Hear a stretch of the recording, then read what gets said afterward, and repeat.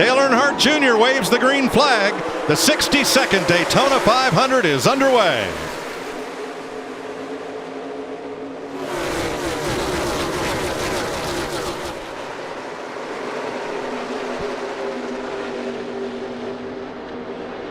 Ricky Stenhouse started outside, dropped in front of Alex Bowman. On the outside, that's 24 Byron drifting back. Yeah, clearly they had a plan where Ricky Stenhouse Jr. was going to get down in front of the other Chevrolet of Alex Bowman. But I don't think those Fords are wanting to play that kind of game right now. They're trying to shuffle these Chevrolets to the back. Joey Logano, Eric Almirola on the outside. Logano in yellow and red. See if Stenhouse can lead the first lap of the Daytona 500. 3 wide, 6 rows behind him. Stenhouse leads lap 1. Boy, Joey Logano already really aggressive. Got a nice push from Eric Almirola. I thought he was going to make a move around Stenhouse as we came to the starting line. Kyle Larson in the center lane, that lane that backed up through the middle there.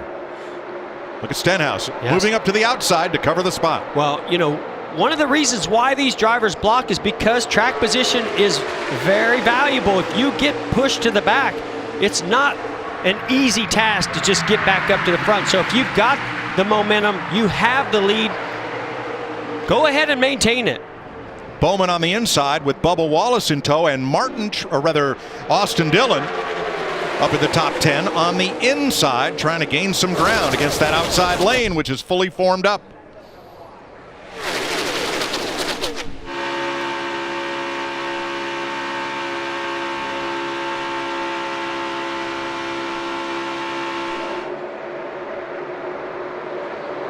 See that inside line goes up, does a side draft to that outside line. That stalls him out a little bit, slows him down, helps you maintain. You see right there in the middle, the 4 of Kevin Harvick going 3 wide to the inside of Jimmy Johnson and William Byron. He wants to get back up to some of his Ford teammates, getting a push from one of his actual teammates, Cole Custer. Harvick in 9th, the red car was Custer. Here's Jimmy Johnson. And you see the 4 of Harvick, the 41 of Custer moving past.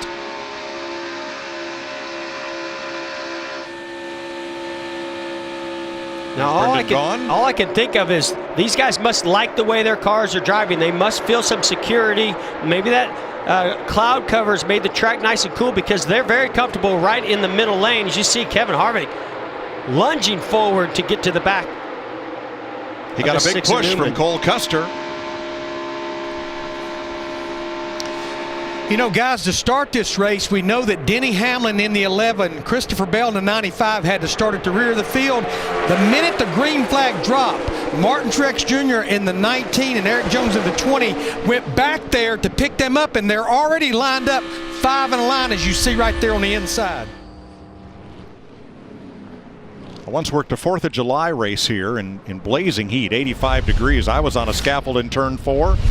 Everybody was getting soaked down in turn 2. I was dry. It never rained in turn 4, but everybody in the infield in turn 2 was soaked. Race was delayed about 30 minutes. But just goes to show you how big this racetrack is, that it can be raining at one end of the racetrack and completely dry in the other.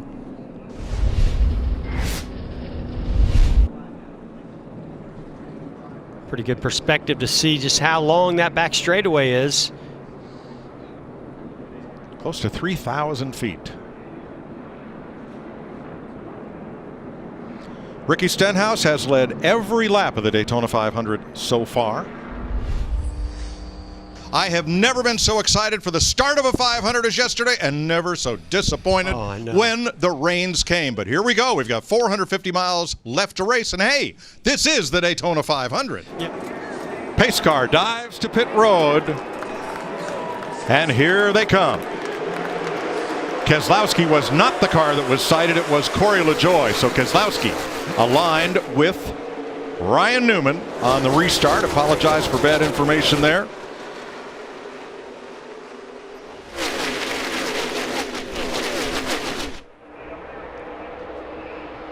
You can see right away a lot of Fords jumping down in that inside lane to get lined up, bumper to bumper, get that inside row moving. 3 wide midway through the field. Ryan Newman, Custer was up the way outside. Yeah, and Ryan Newman jumped up in front of Ricky Stenhouse Jr. Eric Almirola gets a nice push from his teammate Kevin Harvick to move into second place. 3 wide further back, as you mentioned. Ooh, we got one that slid off the bottom. There's Jimmy Johnson getting a push, going through the center.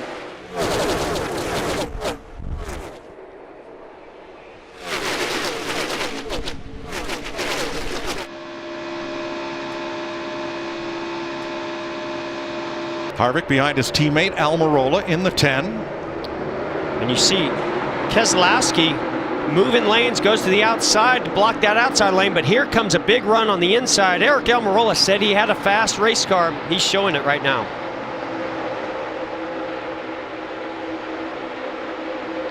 Really heads up driving there by Kevin Harvick behind the 10 of Eric Almirola in that inside lane. You see he pushed that rear bumper, but as they got to the corner, he backed off just to make sure that Eric Almirola's car was planted into the banking.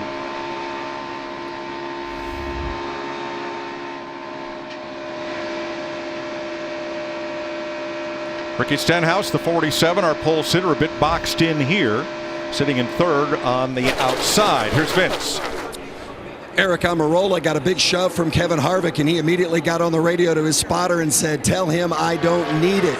So they didn't want the big push at that particular moment. He feels like he's got enough speed right now without the big bump from behind. This early into the Daytona 500, I don't blame him. You know, you're up front, you're in a pretty content position. Yeah, you'd like to be leading, but how much risk do you want to take doing that? We saw him get a pretty big bump going into the tri-oval in the last lap, and his hands turned to the right as that car almost jumped sideways. Almirola's gaining. He's got the lead into turn 1 on the inside. Yeah, taking advantage of that shorter route on the bottom lane as those cars led by Keselowski have to run that high line. But you can see the momentum of that outside lane carries them down the straightaways. Ford Mustangs out front for Brad Keselowski and Eric Almirola. That lead draft has about 20 cars, 21 cars in it. And basically nothing but Fords. You got Stenhouse there in 6th in the Chevrolet and Kurt Busch in 10th. About 65 laps is the end of stage 1, completing lap 39 right now with Ryan Newman of Roush Fenway Racing in the number 6 Ford out front of Eric Almirola and Brad Keselowski, and it's on for the lead. Here comes Almirola, who came within 1 mile of winning the Daytona 500 a couple of years ago, was leading in the backstretch and got turned around on the last lap. And what a fast race car he has today. He was really excited in his pre-race interview yesterday. You could tell he's had that swagger, he had that confidence, and he's showing it today. Now, one of the things he could have easily done is moved up in front of Ryan Newman there to maintain this lead and control which lane he wanted to stay in. But he's working with his teammate right behind him, Kevin Harvick. They're pretty content being in that one nose to tail right now. How about that one Chevrolet up toward the front? Ricky Stenhouse, our pole sitter. Vince. Well, and they just told Ricky, as you guys have been talking about, fuel mileage really important here as these teams try to get to the end of this first stage. And they just told Ricky the mileage is not good if you're one of the first 2 cars in line. So keep that in mind as you see where Ricky Stenhouse Jr. has himself positioned. Well, look, he's got a little help now. The number 9 and 48 Chevrolets of Chase Elliott and Jimmy Johnson are right up there with him. Larry? Yeah, Mike, I spent a lot of time last night and this morning talking with different crew chiefs, and it's amazing the difference in the mileage when you're up there leading, pulling the pack, or you're back single file drafting. For example, if you're leading, you're getting about 5.2 to 5.3 miles to the gallon. That's a 39 to 40 lap fuel window. If you're single file drafting, you're getting as much as 5.8 to 6 miles to the gallon, which will add about 2 to 3, maybe up to 4 laps to what you can run on fuel. You can see right here, riding on board with Christopher Bell. He's running about, 60-70% throttle, so definitely in fuel mode. And you know, now I'm really starting to get concerned with some of these cars at the front that are running wide open. and have been side by side, they're not saving any fuel, and some of those cars didn't even top off, Mike. Now, how about the Toyotas way out back, Matt? Mike, go back to practice on Friday. The 5 Toyotas were all in a line for over 20 laps. They'd run 5 laps apiece, rotating who was in the front. That way they could have great information which Toyota would be the best puller for this very situation during the event.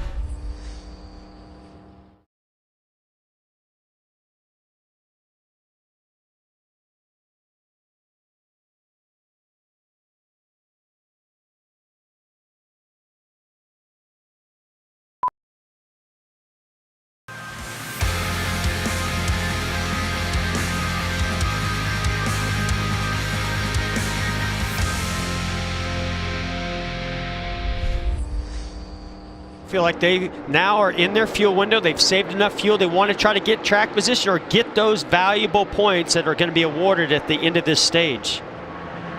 Now, a quarter of a lap down. What's going on with the Toyotas? Here's Kyle Busch's radio. Can the lead pack make it the whole way right here? A bunch of them saved. A couple of them will probably be close. So if they can all make it, we're racing the whole pack. So we either go up there and race it or we just hang out here and forfeit. Wow. Listen, I'm as baffled as Kyle Busch is right now of what their strategy is. I don't know if anybody actually knows. I just don't see what they have to gain, and doesn't seem like they're going to pit before this stage ends. So I'm just completely confused. Well, look, I thought they were saving gas or just being conservative to stay out of the wreck. And then we thought... And there it is. One car goes sliding across the infield grass. William Byron, who won his qualifying race here on Thursday. And that will change everything. Certainly has changed it for that Exalted 24. Contact with Ricky Stenhouse puts William Byron into the inside wall and a hard hit. I believe he was in 4th position in front of Ricky Stenhouse Jr. Well, he'd like to drive it away, but he hasn't seen the front end of that. Oh, that's definitely... That's rollback their material. Chances in any way of winning this Daytona 500. So officially it is the second caution flag of the Daytona 500. Watch the 47 of Stenhouse. And they had just gotten a run. The 10 gets to the rear bumper of the 13. Little surge of the 47. Oh, he gets to the left side of that rear bumper. And we've seen when you try to bump draft, you need to be either the center or to the right. Oh, it almost looked like Stenhouse was going to poke out and try to go by him and maybe misjudged it, made contact, turned William Byron right around. 2 laps to race to the end of stage 1 as Chase Elliott and Jimmy Johnson lead them toward turn 1.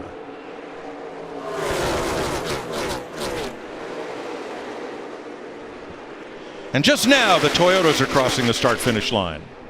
Half a lap back. And really not even moving at full speed. So I think they feel like maybe something big's about to happen in front of them. And they're saving a lot more fuel, too, doing that. Big push from the 88 of Alex Bowman to the rear bumper of his teammate Chase Elliott. Oh, it looked like Kurt Busch was going to poke to the outside, try to take it 3 wide. Yeah, he and Matt DiBenedetto had a look up high. But as they come off 4, it'll be 1 lap to the end of stage 1. And remember, the top 10 pay points at the end of this stage.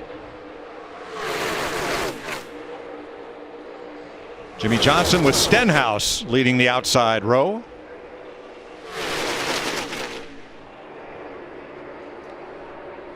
And the Joe Gibbs cars are coming to the line now. I think they can probably about a third throttle it to the end of the stage. Some decisions for those Hendrick Chevrolets. Are they going to move up and work with Jimmy Johnson, their teammate, and the other Chevrolet in the outside row there of Stenhouse? Or do they have to block that big run that's coming from that very fast number 10 of Eric Almirola? Here come the Fords, 10 and 22. Almirola. Ooh, Ty Dillon.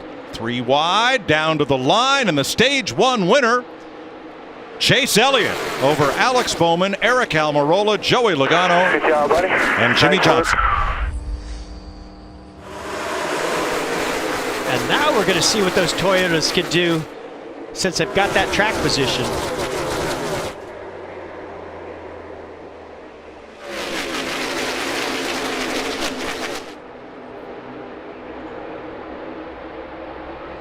All the first 7 cars pitted before the stage break, including all 5 of the Toyotas.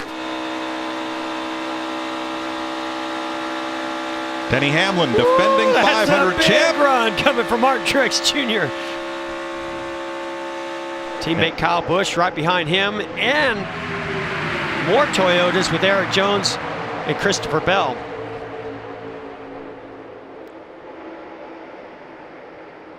Joey Logano in the middle lane, 5th car back. A little bit more info on what's going on ahead of me. When I'm right on them, if I'm right on them, I need to be pushing. If I'm pushing, I need to know when to lift. So if you see me within a foot, 2 feet of the car in front of me, give me the gap in front. I'll take care of the behind. Yeah, 10-4. Matt? And then TJ Majors also said, I'll tell you when he's tight on the door. TJ told me that with this package, they're really trying to speed up their thought and decision-making process on planning their moves. Well, at a football field a second, you better talk fast. Yeah, things are happening very fast. And when you're locked onto that driver's bumper, you can't see anything. That's why those eyes in the sky and the spotter stand is so important. Great information Joey Logano is giving his spotter. 5 cars out front, single file, double wide there on back. They're trying to form up that outside lane in one continuous line, and now they've done so as they get to turn 1.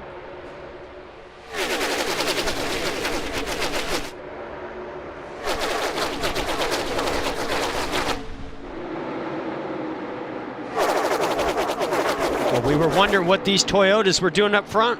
We've got the answer. And it just, basically they gave up that first stage and any track position or stage points in order to get control of this race. We still have one more stage to go, though, so somebody else further back might be able to play that same game. Well, it's 5 o'clock here. It's rush hour in Daytona Beach. Yes, it is. At 200 plus miles per hour.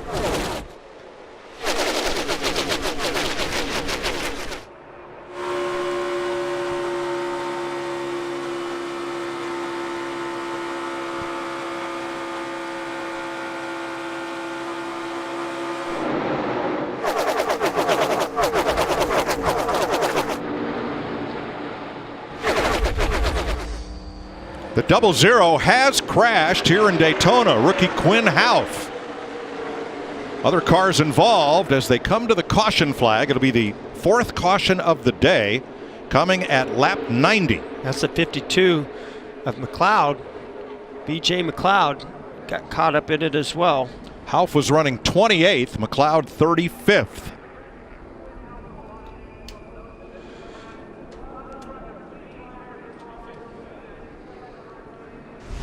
McLeod will pull away. Let's see what happens here. Left of your screen. You can see they're coming up to put him a lap down.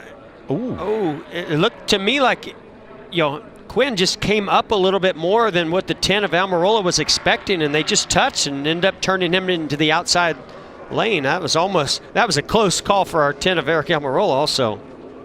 Now those Fords had dropped to the back to try to stay clear of all this mess. And you see BJ nowhere to go, tries to avoid that wreck, and then he catches the outside wall.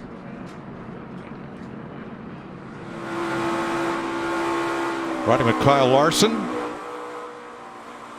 I just really think Eric Almirola expected Quinn Houff to stay lower off of that corner, and he was just going to get to his outside, side draft him, and go right on by. So 90 laps complete under caution for the 4th time today.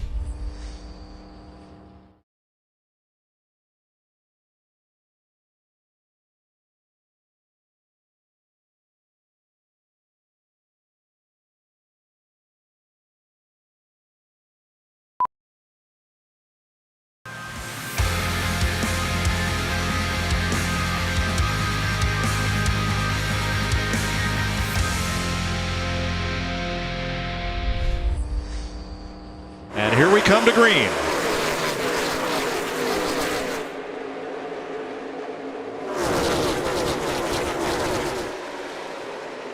Hamlin drops down in front of Stenhouse, abandoning his teammate Truex, leading the outside lane. Yeah, well, Truex might get the lead here because he's got a big push from Chase Elliott. Truex climbed the hill in turn 2. Yeah, it sort of separated. Made a big gap between he and Chase Elliott.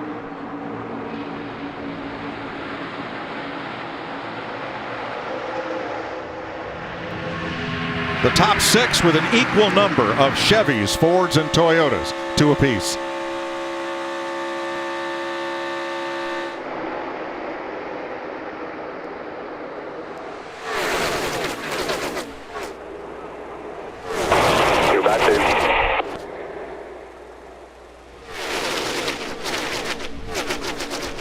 Starting to see that inside lane. They're 2 wide behind us, 3 rows back. Start to prevail.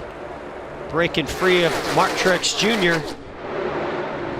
Now 3 Toyotas in the top 5 with the Chevy of Stenhouse and the Ford, the 22 of Logano.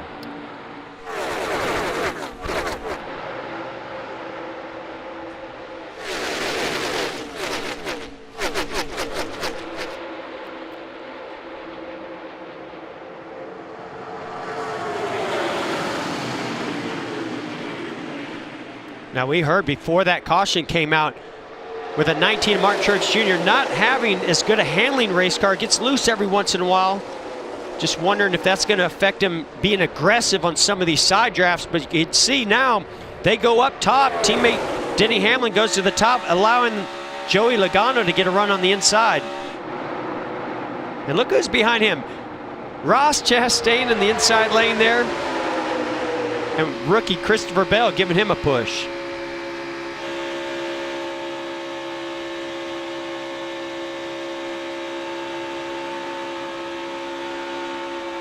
Anytime a number of cars shift lanes, if they go from the inside to the outside lane, all of a sudden the momentum really gets stalled out in that particular lane. So you saw as Denny Hamlin went to the outside lane, that inside lane just started to fall back. Now Chase Elliott making a run to the inside of Kyle Busch. And here comes Logano to give him a big push off turn number 2. Whoa, you see the 47 of Stenhouse getting a big push from the 18 of Kyle Busch, and the back of that car wiggling. You hear Busch had to pedal it a bit to stay off of Stenhouse mid-corner. That push from Logano at turn 2 paid off. For Elliott, he is right there for the lead. Side by side at the line with Denny Hamlin. We heard the urgency on Kyle Busch's radio and his voice when they were at the back of the field, and he said, we got to go, we got to go. And I think a lot of it was managing that gap that we're not seeing right now happen with those Fords that are at the tail. 37 of 40 cars still on track. BJ McLeod has joined Quinn Houff and William Byron out of the race. 35 of them on the lead lap with 74 to go.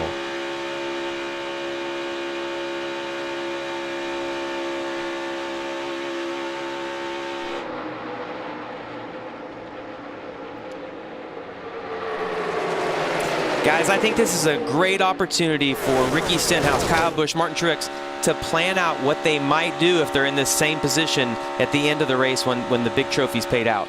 I think you're absolutely right, Jamie. They're going to position their car, maybe back up to that car behind them, see if they can get a big enough run where if they wanted to make that move, they might not make it at the end of the stage because it might be too risky, but they might just be able to learn something, as you mentioned, that wins them the Daytona 500. Kurt Busch told me yesterday he doesn't need a partner to pull out to pass. He just has to time it right to change lanes and get in front of the next car that's coming to give him a push. You don't need a partner to dance. But boy, it sure helps if you have one. Well, you got to have some things go on that allows that to materialize. You can't just do it by yourself, and you certainly can't do it from 8th or 9th or 10th.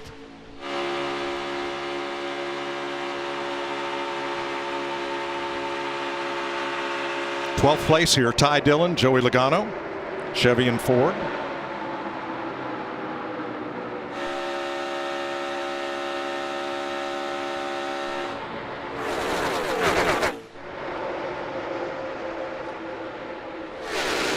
Seven cars, single file on the inside. There'll be one lap to go in stage 2 as they cross the line. It will be interesting to see if Stenhouse can materialize a run. If he wants to go after that stage win, will he make that move late in this lap? The stage winner gets a playoff point that carries all the way through to the penultimate race of the season. With 4 drivers vying for the Bill France Cup in Phoenix. Some real side drafting going on further back between Jimmy Johnson and Ryan Blaney. Oh, there's that run right there. Look at Stenhouse getting to the left rear of the 11. Trying to get inside Hamlin, who hugs the white line, drifts up one car with Stenhouse to the outside. Hamlin up to block. Kyle Busch to the bottom with Hamlin, who wins stage 2. That got pretty exciting right there off of turn 4. Things are about to heat up right here, Mike. This is it. This is what they've been waiting for. Congratulations to those guys up front that have put themselves in position to try to control the end of this race. Teammates Ryan Blaney and Joey Logano going to the front. 22, 47 are both clear. 22's going to get a shove for the 47. Here he comes. 20, 15, 10. He is clear whenever he goes. 5. Right with you. Half off again. His helmet's half off. With that push coming from Ricky Stenhouse Jr., those 3 broke away.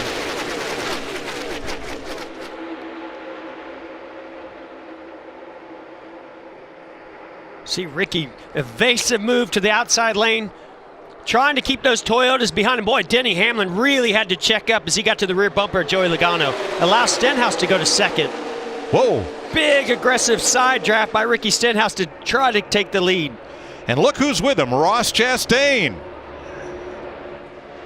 in the 77, then Keselowski in the 2. Man, what a job Ross Chastain is doing today.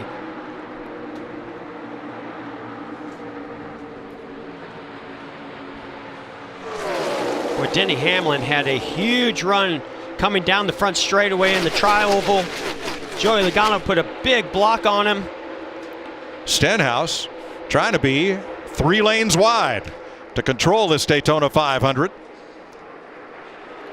2 Fords after him. Here they go. Not going to be able to block that big of a run. Now he's got to get up and try to keep Denny Hamlin behind him if he can. Another big run coming. You saw Denny Hamlin get to the rear bumper of Stenhouse. Look at Stenhouse pushing the 22 right to the rear bumper of the 12.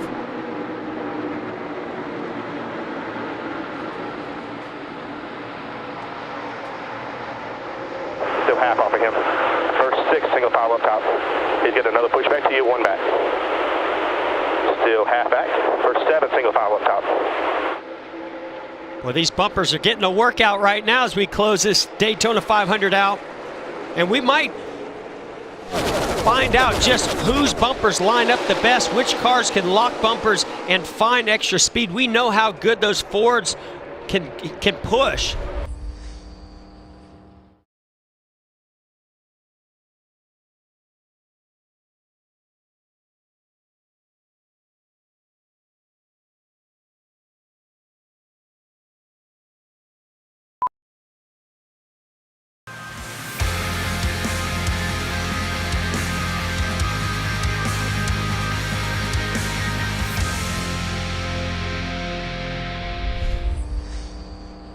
So our pole sitter, Ricky Stenhouse, who's led 24 laps here today, will have to come to pit road to serve that penalty, Vince.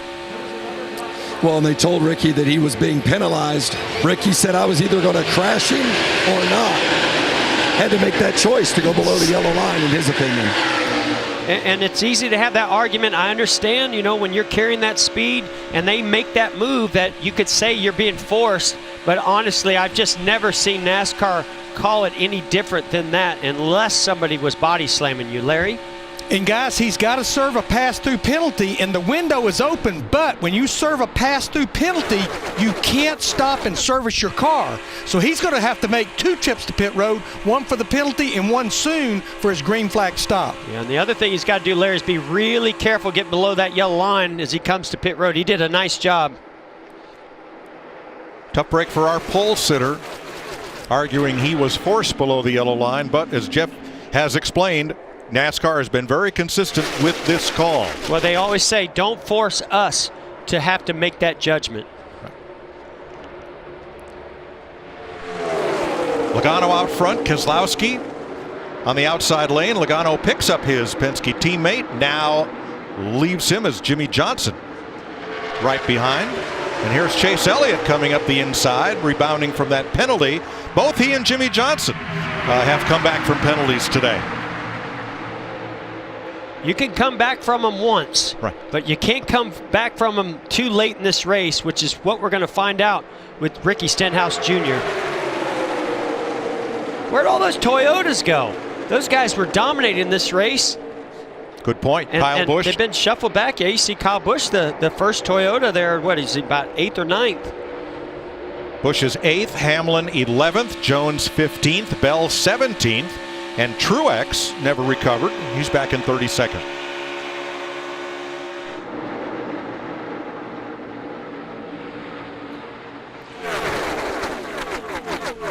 So we're in the fuel window with 36 laps to go.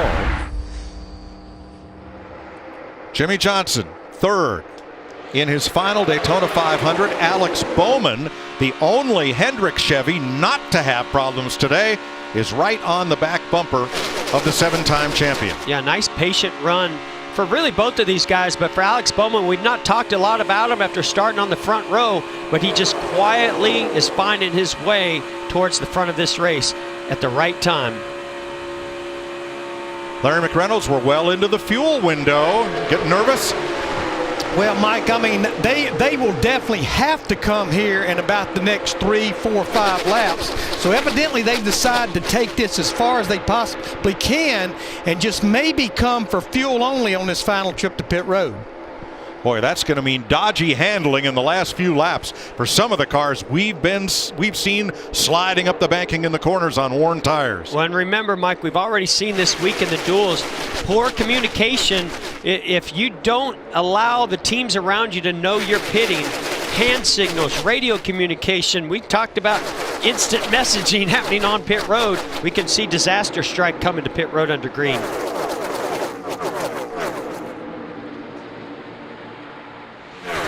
We see the Toyotas go to the inside, turns 3 and 4. Actually, that was a nice pass by Kyle Busch going by Alex Bowman. I was just wondering maybe they were coming to pit road. Not this time. Now Jimmy Johnson goes to the outside of Keselowski, but no help. Now Bowman is a car length, now half a length back. Now here comes Bowman to give Johnson the big push as they come to turn 1. Wow, both Bowman and Kurt Busch closed up on Jimmy Johnson in a hurry. They were 2, 3 car lengths back when Jimmy made that move.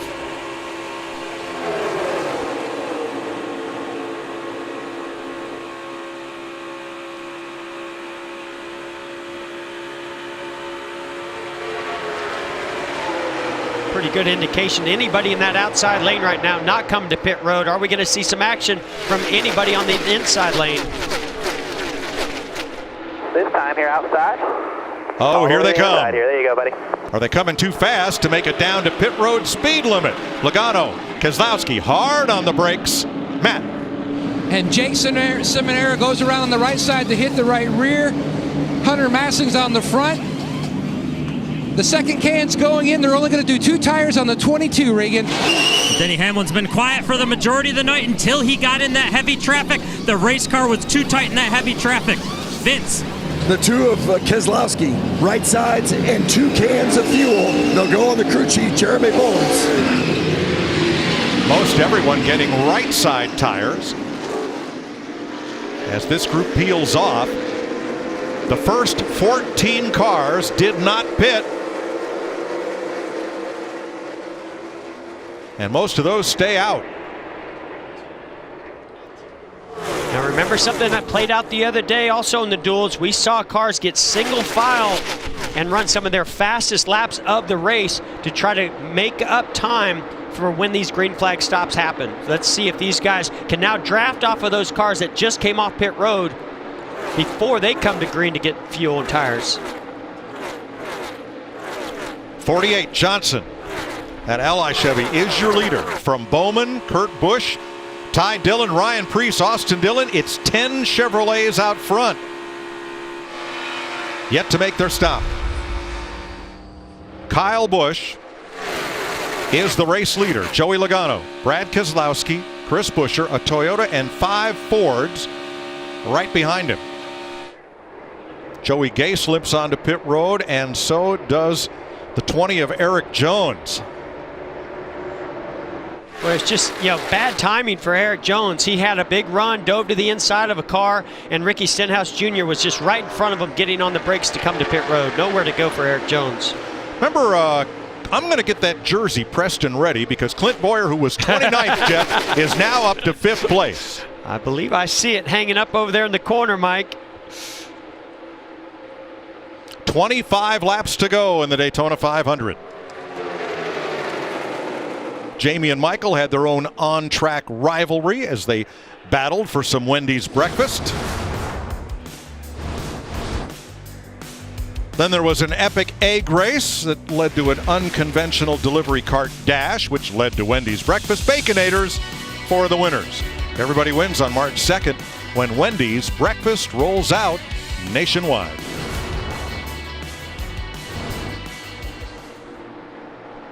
Well, we talked about how a green flag pit stop can change the whole race and the complexion of it. We saw where some took 4 tires, some took 2 tires, really has split up these groups.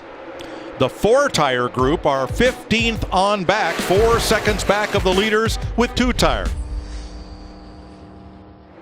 Kyle Busch shuffled back to 16th.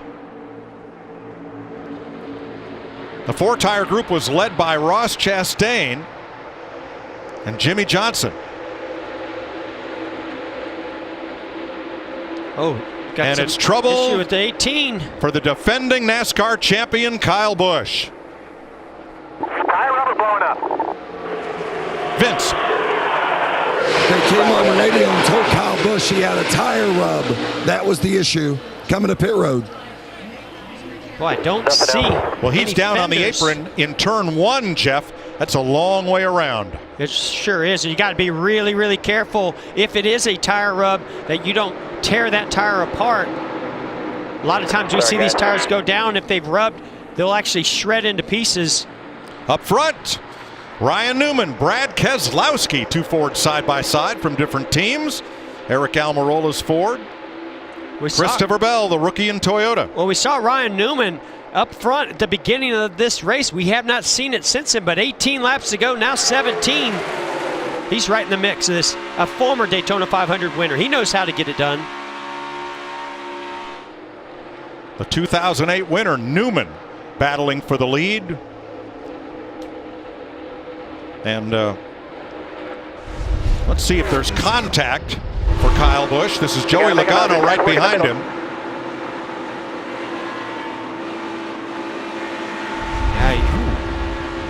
Trouble. Hey, Greg. Here's the big one. Man. Well, there goes half the field. Sure does. And it's Ryan Newman leading them around. Oh. Jimmy Johnson's Johnson. hopes in his final Daytona 500. Kurt Busch, another former Daytona 500 winner. Brad Keselowski trying to win it for the first time, all torn up. Bubba Wallace, Eric Almirola, one of the fastest Fords in this entire field. And here's Martin Truex, who couldn't get back to the lead pack and gets all torn up. Smoke out the exhaust pipe. That's not a tire problem for the 18 of Kyle Busch. We are, of course, under caution with 15 to go. Watch the outside line here, Jeff. You can see Joey Logano really aggressive to the rear bumper of the 10. He's going to push him all the way up to the 2. And they just, right before the 10 gets there, there's a little bit of movement. And that little bit of movement, when you make that much contact, turns your car right around. That's exactly what happened to Brad Keselowski and the 10 of Almirola. And that happens right in front of most of the field. And that really all started with a big push from Joey Logano. Remember Joey Logano talking on the radio earlier about, you got to tell me when I'm pushing that car and it's going to make contact with the car in front of us. Well, that happened right there with his teammate.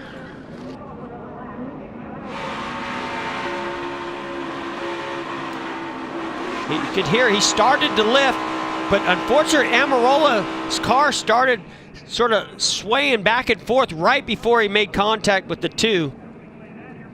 Hooks his bumper, turns him around. Oh, he slammed Alex Bowman. And then it's on.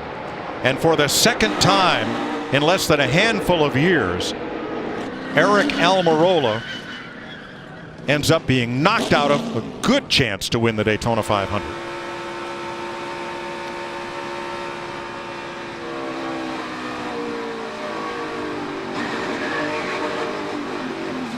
Well, you hear it.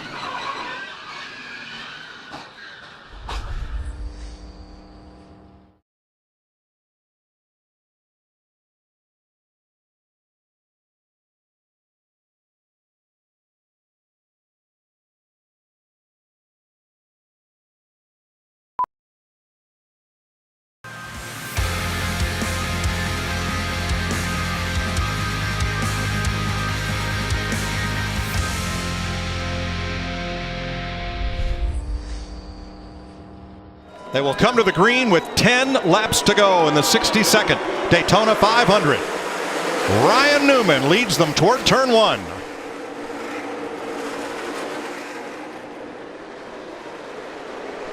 With a push from Logano in the 22. Harvick right behind. Christopher Bell on the bottom with Chase Elliott and last year's winner Denny Hamlin. Well, we talk about how well those bumpers line up on the Fords. Didn't line up so well down the back straightaway when that big one happened, but right now Joey Logano locked onto the rear bumper of the 6 and Newman going to take the lead.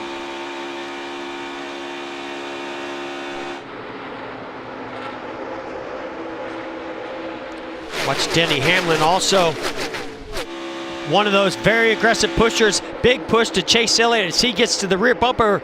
Rookie Christopher Bell. Oh no, now Hamlin's going to go to the outside, kind of leave Chase Elliott hanging there.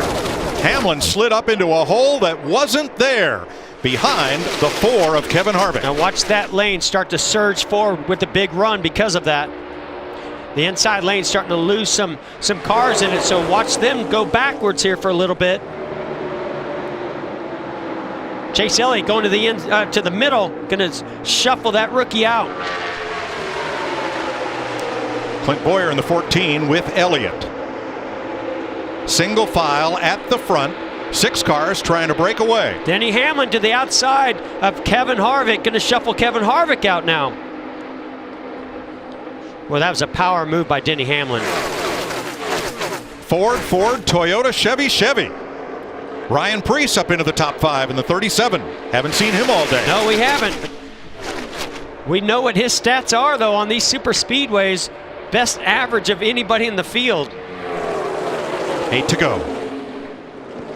Oh! Crash in the back of the field. Eric 2 Jones, cars piled up there. And Reed Sorensen. Oh, sorry, Timmy Hill. Timmy Hill, who was 10th after the 20 laps run yesterday, and Reed Sorensen. And caution is out with 8 to go.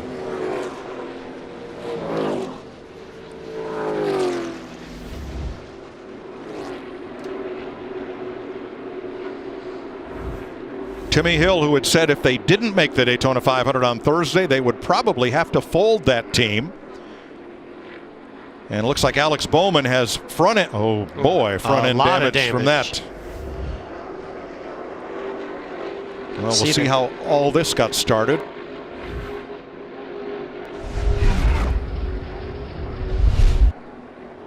Bottom of your screen. Sorensen goes to the middle. A lot of sparks out of that car. I think he cut a tire down. Oh, it slid right up in front of Timmy Hill.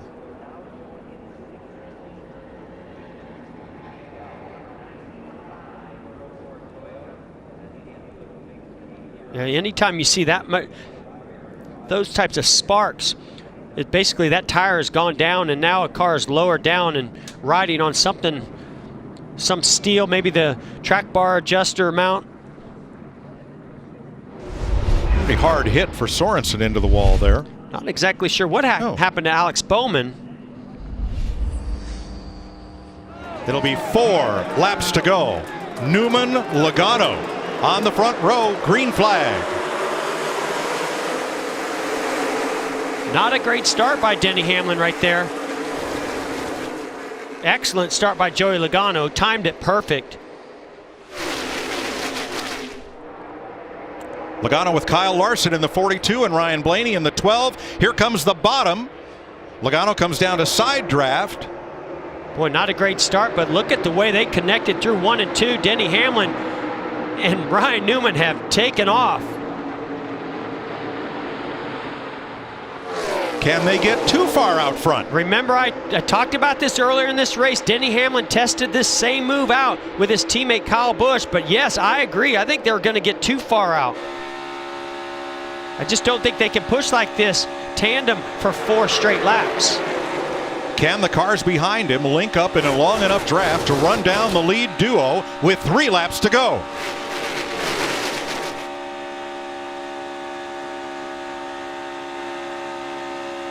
But Denny Hamlin's going to give it everything he has to try to pull this off.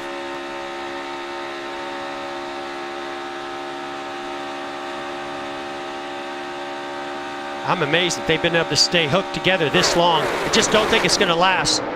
Chase Elliott peeks out. Logano says, no thanks, I'm going up the middle.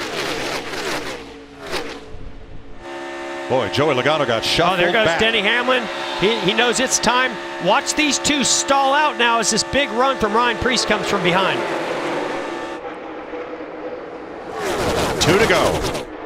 Boy, that was just textbook by Denny Hamlin. Can he put the block on? Oh, car. Oh, 77. Right behind you. That was Ross Chastain. Got down on the apron, turned him sideways up the racetrack. Straight into Ryan Preece. Chase Elliott involved. Another multi-car pileup. With 2 to go, we'll go to overtime. There's the Connecticut Kids car. Joey Logano. Logano's got a flat left rear and trouble on the right front. Ty Dillon stuck in the grass. No rear deck lid or spoiler. Well, that was a big hit by Ross Chastain. He wants to make it around to pit road to load the car. Yeah, I believe so. And Ryan Preece, that car won't steer. It's against the wall. Now Almirola, that's prior damage. He just got back out there. And maybe a little current damage. Watch 77 right here. Well, and I knew those cars were going to stall out. You can see right there, Ryan Preece sort of pushes Chastain down onto the apron. As soon as it gets down the apron, he loses control. And heavy, heavy impact to the 22 of Logano from Chastain. Car goes sideways. He tries to correct. You know, those kinds of impacts for Logano, it might not look as big of an impact as what we see some of these other cars because of the damage, but when you get right into the driver's side door and then the passenger side door goes in the wall, those hurt. That almost looks, Jeff, like the right rear went down with all those sparks and the car just took off. I think the car, once he came up on the apron, the car just got a little sideways. He tried to correct and it caught the banking and shot the nose over. One more time for green, white, checker. See Denny Hamlin's hand out the window. He's going to signal to Ryan Blaney when he wants to go. There he goes.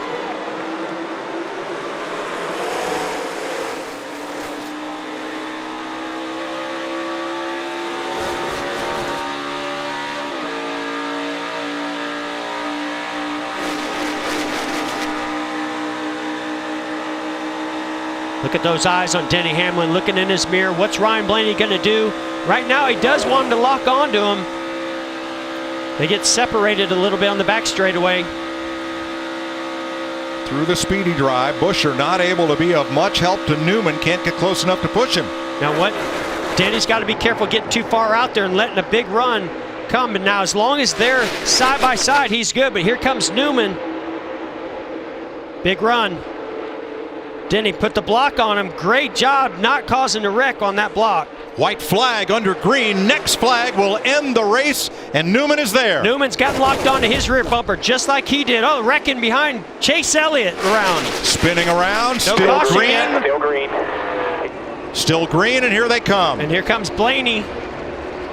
Ryan Blaney up behind Ryan Newman, trying to get him to Hamlin. Newman backed up to Blaney. Big run coming here.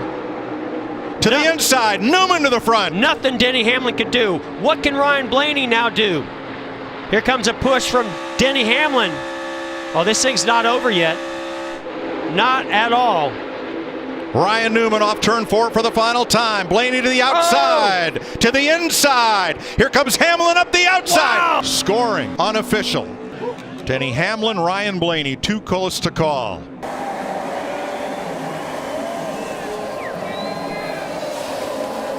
Here's Jamie Little. Well, there is a little celebration, but it is a subdued victory lane right now. Denny, as a race car driver in these moments, the highs, the lows, how do you describe this style of racing, the adrenaline and the bravery that it takes? Yeah, I mean, I think we take for granted sometimes how safe the cars are, but number one, we're praying for Ryan. Works really well with Ryan through this whole race, and obviously he got turned right there, but proud of our whole FedEx team. I don't even know what to say. It's so unexpected. I mean, I knew they were going to come with a big run there. My job was to just make sure I didn't put a block that was going to wreck me. Proud of this whole FedEx team, Toyota, Coke, the Jordan brand, Little Big Burger.